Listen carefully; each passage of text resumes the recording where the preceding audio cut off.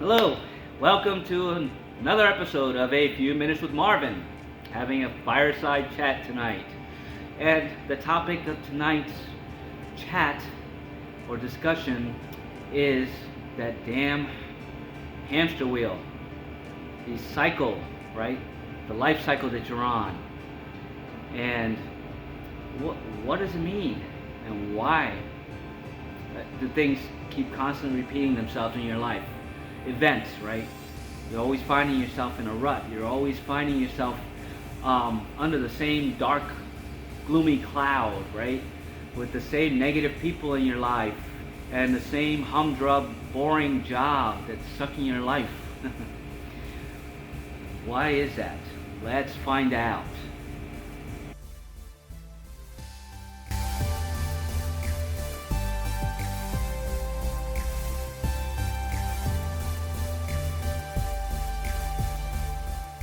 So, I've done a couple videos on the topic of being on the hamster wheel and that cycle of life, your history repeating itself.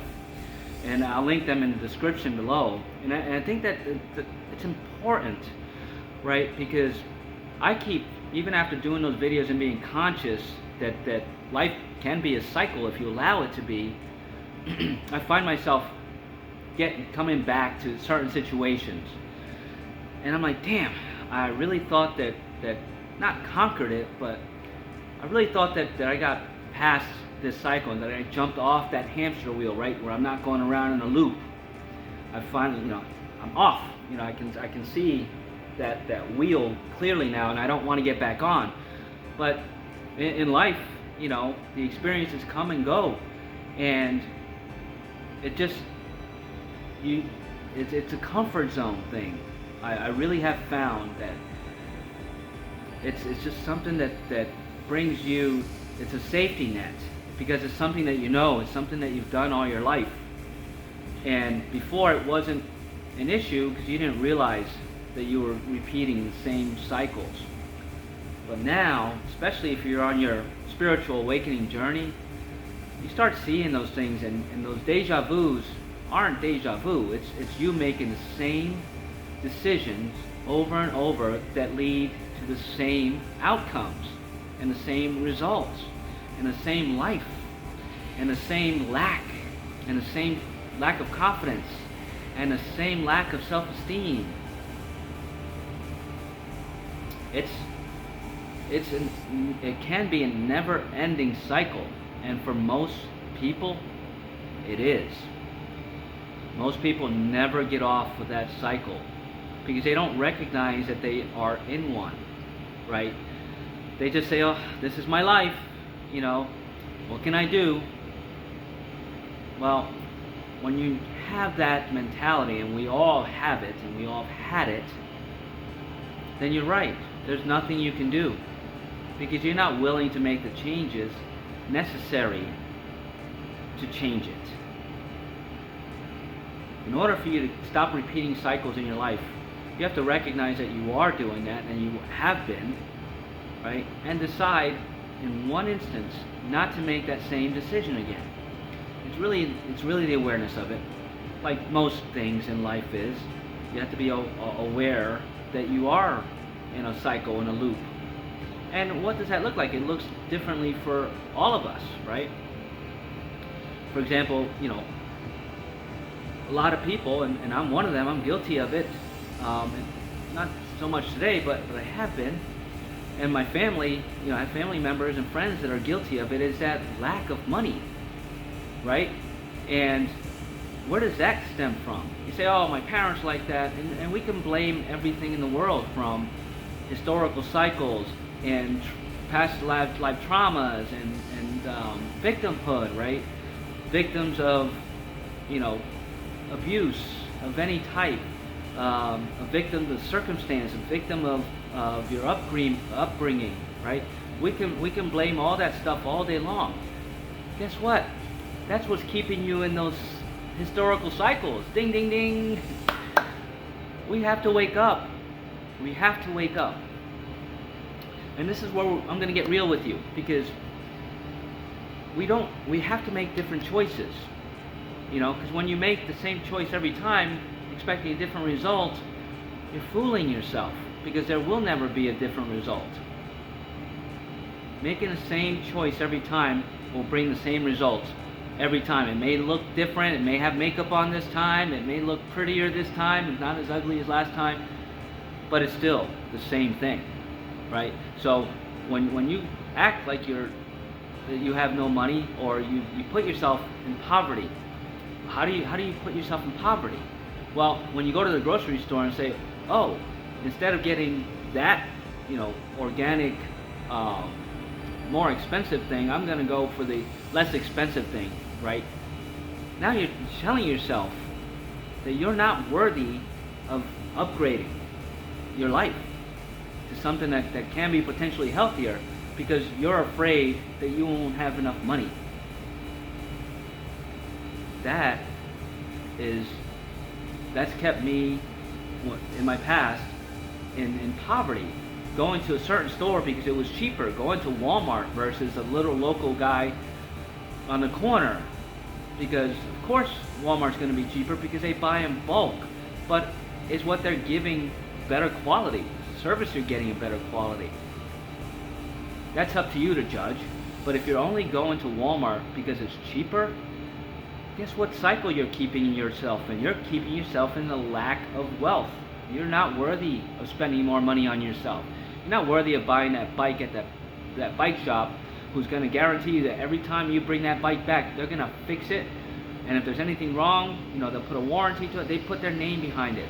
Whereas Walmart, yeah, you can return stuff all day long, but how much is that costing you, right? If you have to keep returning things, sending things back, that's costing you time and money, postage, etc., etc., etc.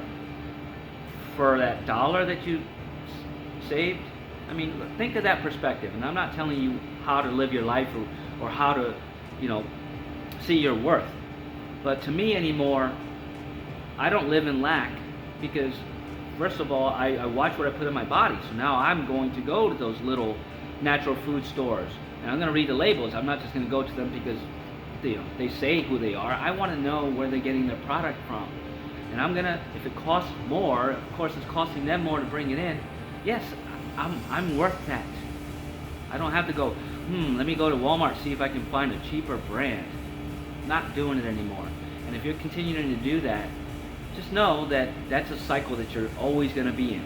You're never going to have enough, because you don't allow yourself to be worthy of having enough.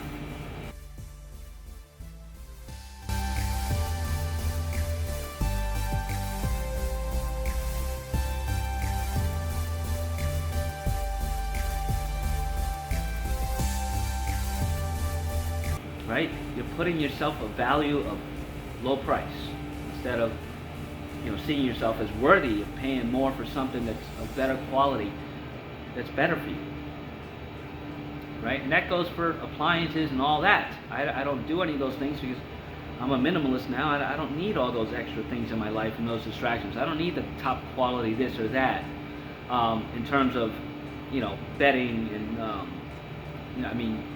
home goods. I don't buy any of that stuff anymore. But if I were in need of a new pot or pan or something, I'm going to buy something of quality that meets my standards. Stainless steel, things like that. That's higher quality, and it's going to cost more. But I'm worth it. I'm not going to question it. I'm not going to go to Walmart to see if I can get it cheaper. But that's what we've done to ourselves. And this applies to everything. Not just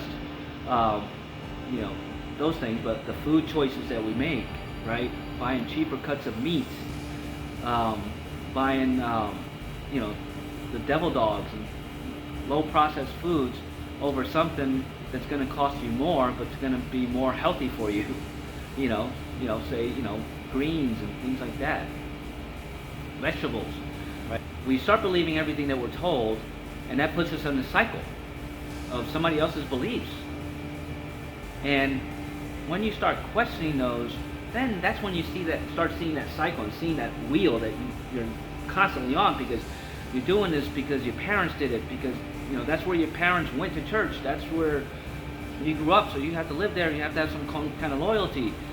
That's the traditions that your family keeps.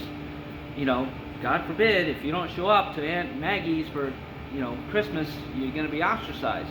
Oh, who cares? If it doesn't bring you joy to go to Aunt Maggie's, why do you need to do it? So that the family doesn't yell at you or see you as selfish? No. That's what this whole cycle thing's all about. Is being selfless to yourself.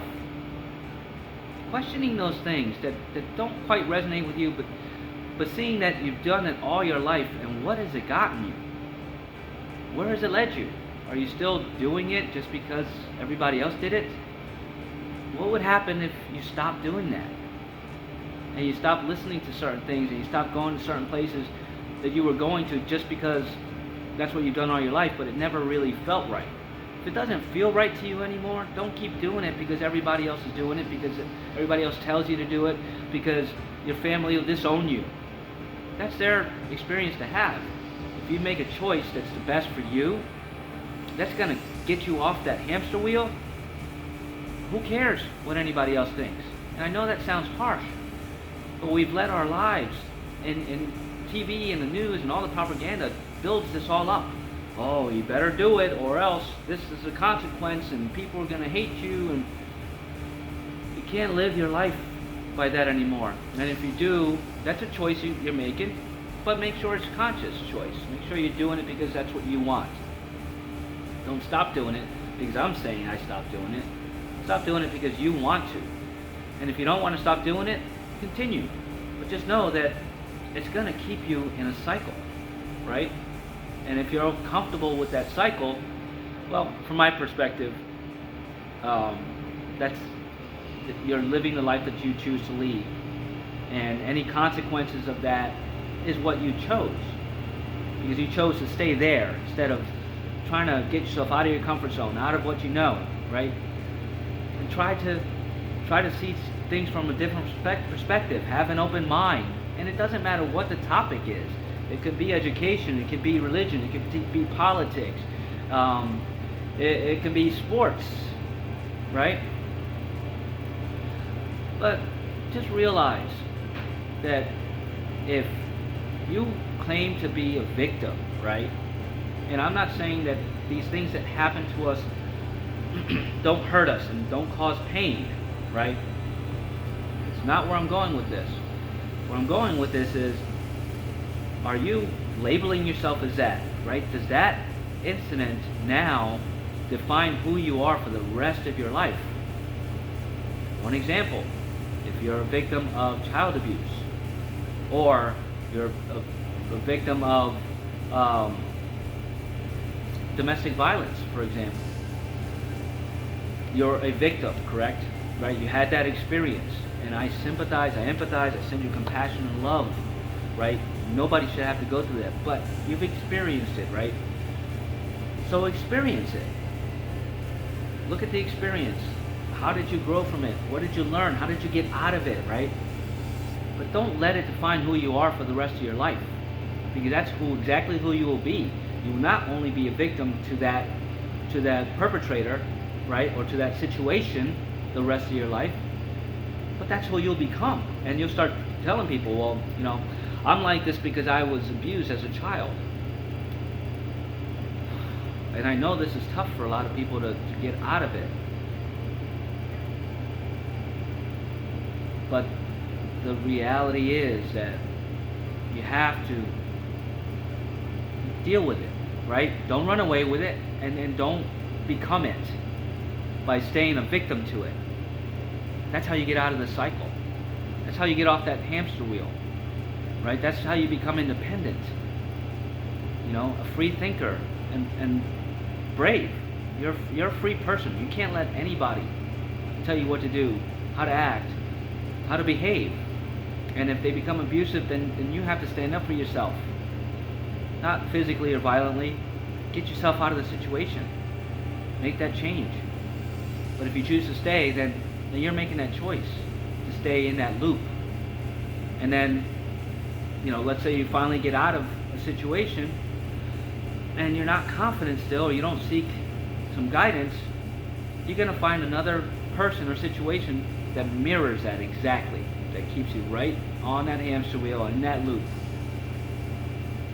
That's the time when you're making those transitions and those people are coming to you, right? Because you have to shift your energy now. You have to become more confident and release those energies with unconditional love and gratitude, right, for the experience. When you do that, you're really cutting that energy to the core, because that thing can't cling on to you anymore. However, some of those energies may still emanate from you, and they'll show up in the form of a new friend, a new job, a new situation, a new romance. It's time for you to wake up and go, ooh, wait a minute, this feels awfully familiar. This is how my other relationship started. This is how that other person came into my life. And this is what happened because of that. It's time to start recognizing those patterns and say, nope, I see you. Do I want to go back down that road? And if you do, it's okay, but making that choice consciously now. If you don't, get the hell out of there. I'm not trying to tell you what to do, but the only way to change this is to make a conscious change in something that you used to do, something you used to believe, something that you used to partake in, right? For whatever reasons. But if it's not who you truly are, you don't have to do those things. You don't have to stay in those things. You don't have to believe what your family believes, or your parents, or even your spouse, or your children, schools, the governments. You don't have to believe any of it. You don't.